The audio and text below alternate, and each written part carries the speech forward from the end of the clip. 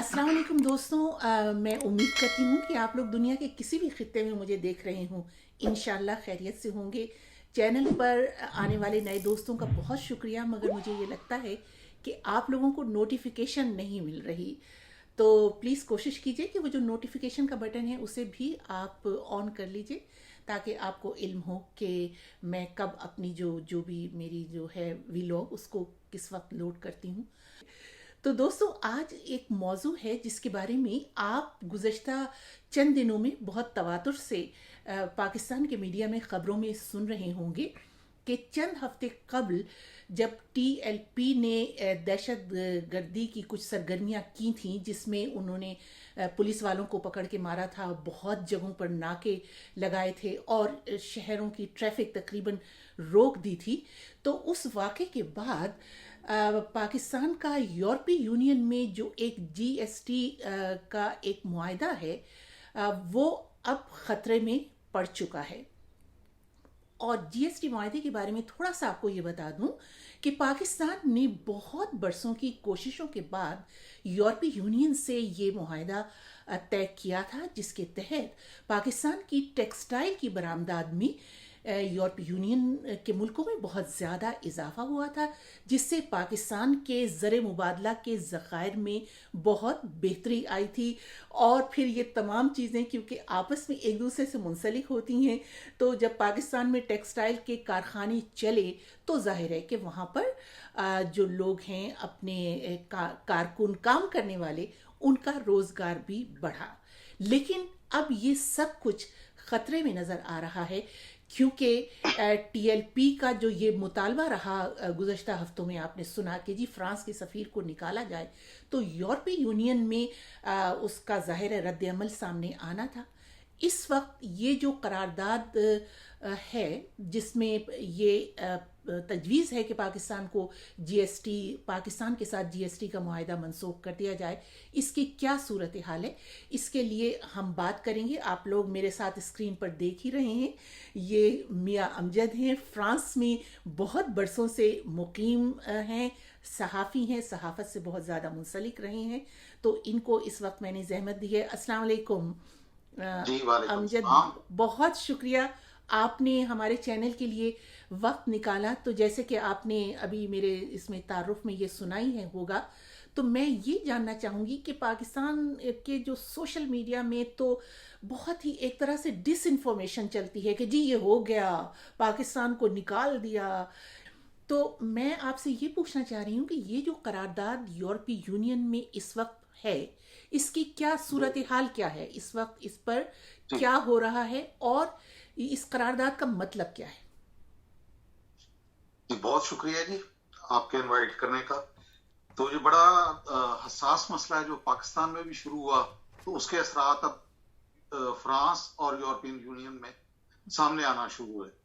तो ये अजलास बुलाया गया और पहले तो करारदाद पेश हुई। तो उसके मेंबर हैं 705, यानी कि अच्छा। 27 ममालिक के जो अराकीन है 705। हम्म। तो 681 ने उसकी हमायत में वोट दिया और 3 ने मुखालफत की। अच्छा। यानी कि बहुत बड़ी तादाद में इस तरह की करारदाद फर्स्ट टाइम पास हुई यूरोपियन यूनियन के अंदर। अच्छा।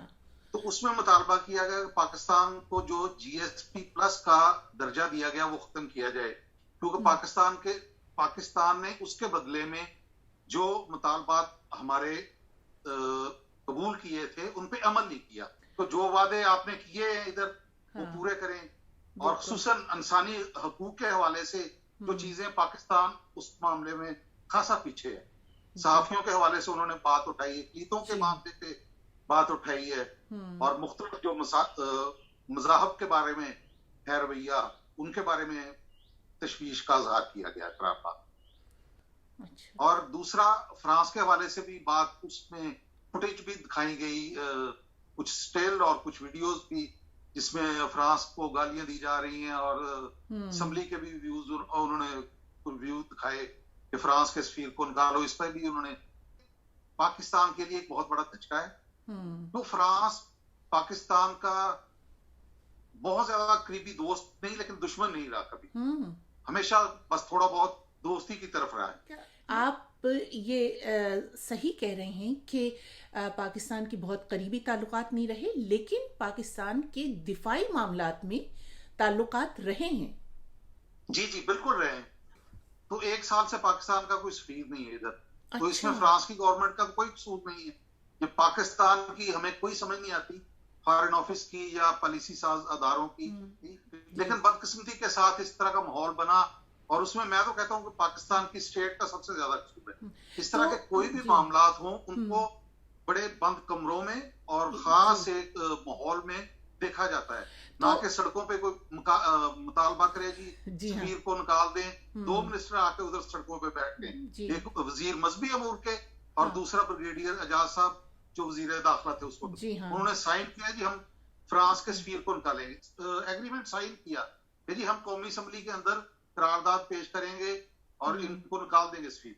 यानी जी कि इस तरह की चीजें ये बिल्कुल नॉनसेंस किस्म की चीजें हैं। बिल्कुल। ठीक है, एक वो बिल्कुल एहतजाज वो हक बनता है, वो सारा करना चाहिए, लेकिन डेमोक्रेटिक अंदाज और जो इस तरह की चीजें पार्टी मामला वो सड़कों पे तय नहीं होते, उसका तो फिर नुकसान होगा, बिल्कुल जैसा कि अब ये सामने आ रहा है। जी और पाकिस्तान की अमेरिका के बाद सबसे बड़ी मार्केट जो जी टेक्सटाइल की है वो यूरोप में है। यही तो मैं आपसे पूछना ये चाह रही जो थी अमजद कि इसका ये मुआहदा अगर मंसूख हो जाता है तो इसका पाकिस्तान को क्या नुकसान होगा? बहुत बड़ा नुकसान होगा जी। अभी तक तो जो भी मसलन आती है इधर थोड़ा बहुत वो टैक्स लगता है, जैसे कह लें आप वीटी इधर मेरे हाथ में इंग्लैंड जी में वीएटी यूके में जी हाँ कहते हैं, वीएटी बस वो लगेगा।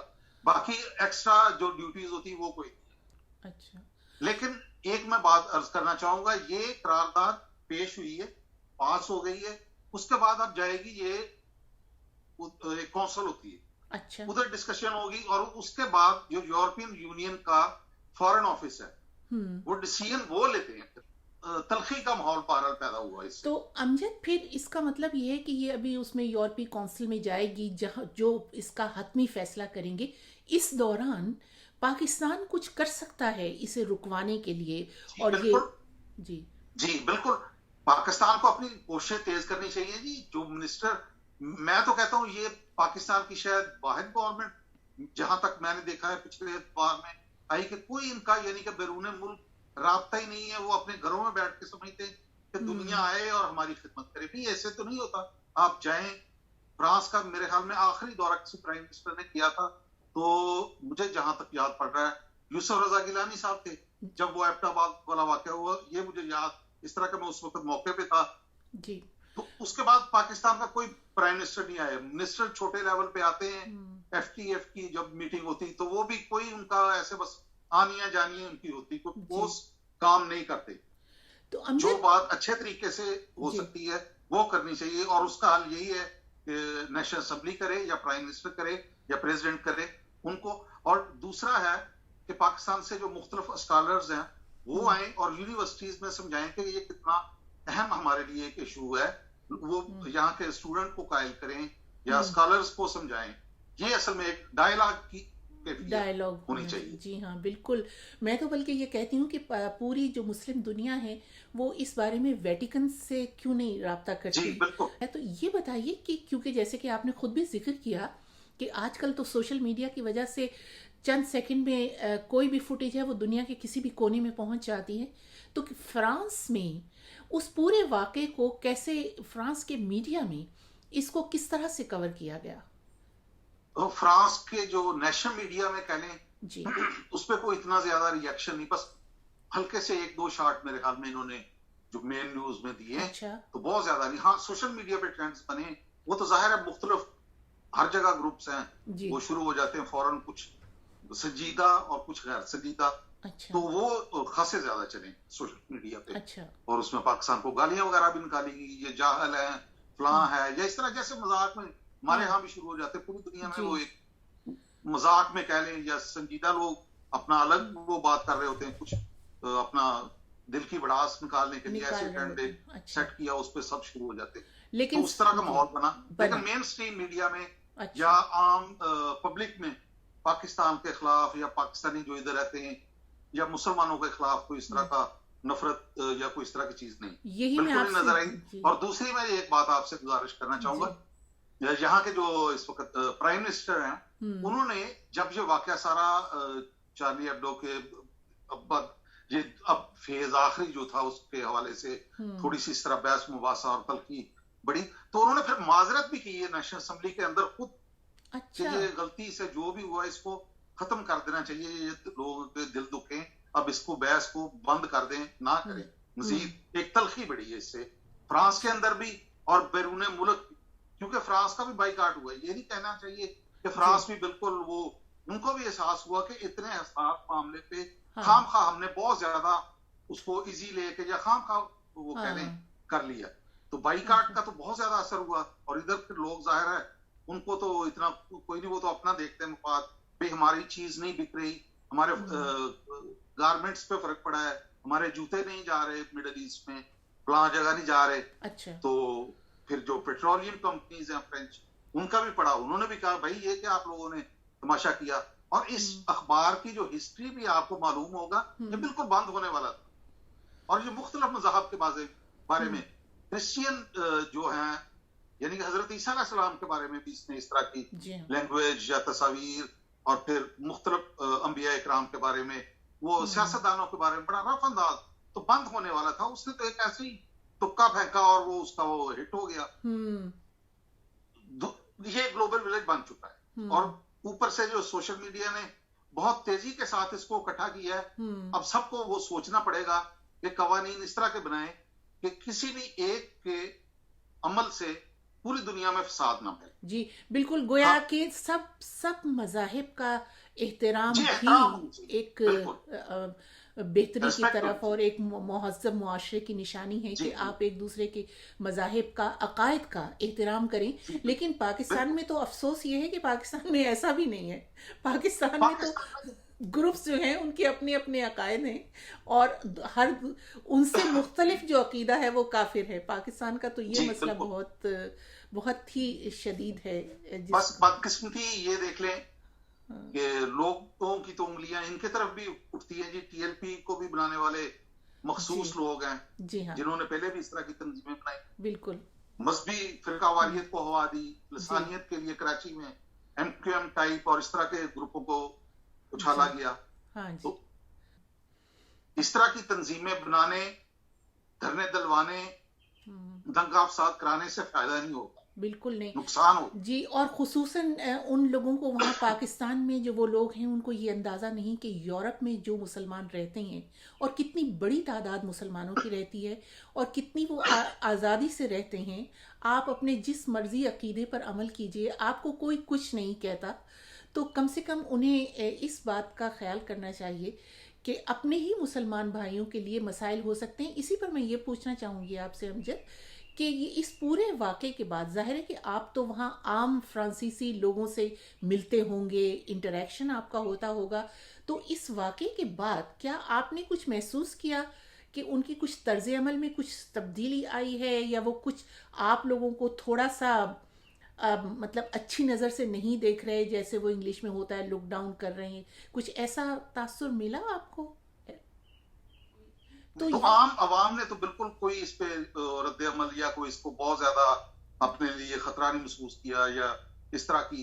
तो बदकिस्मती के साथ इधर जो एक वाकया हुआ एक पाकिस्तानी लड़के का पहली दफा जी, वरना उससे पहले तो कभी इस तरह का नहीं, उसने जो एक वो जो अखबार था चार्ली एब्डो, उसके ऑफिस जो वो, हालांकि वो तो वहां से शिफ्ट हो चुके, उसको पता ही नहीं था, वो जाके उधर ऐसे दो बंदों को खासा शदीद जख्मी किया, तो उसकी वजह से खासा मसला हुआ। अच्छा। उन्होंने काफी लोगों को पकड़ा वगैरह, जो भी फिर आगे आगे जैसे इन्वेस्टिगेशन का एक सिलसिला होता है वो चलता रहा।